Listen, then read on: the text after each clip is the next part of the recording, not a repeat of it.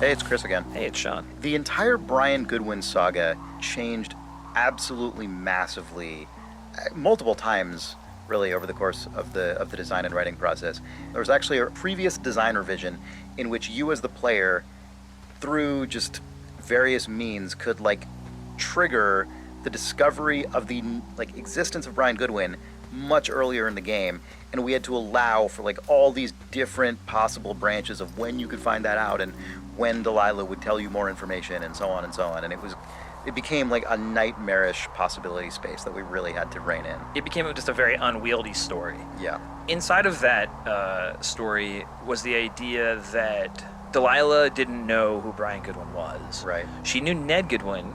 He was a lookout who was out here, but did not know that he was here with his son because it was against the rules, and Ned had broken the rules by bringing his son out here. And from a design side, that was not to mention there's the unwieldy nature of the being able to never find out who he is until the very end, or figuring out that there was a kid in your tower on day one. That was unwieldy.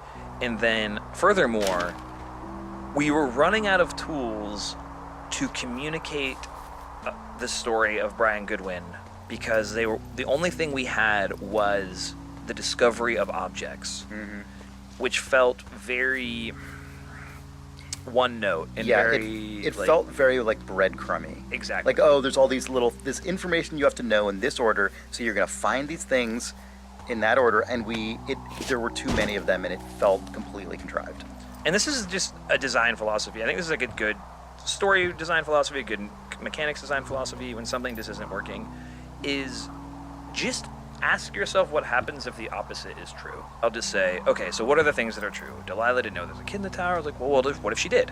And not only did she liked him. Oh my gosh, well, that makes the emotional payload of finding Brian Goodwin much more intense. And then once we had that, we had another design tool to communicate about who Brian Goodwin was to you.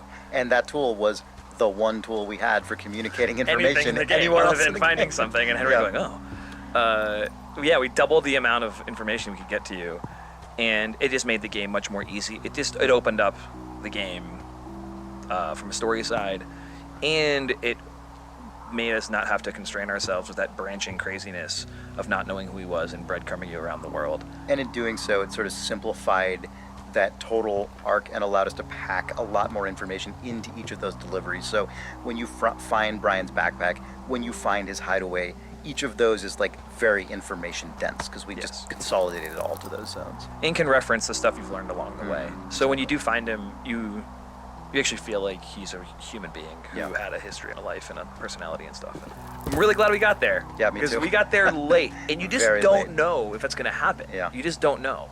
We got there August, September-ish of 2015. Yeah. Game came out in February 2016, so very, very, very late. Yep.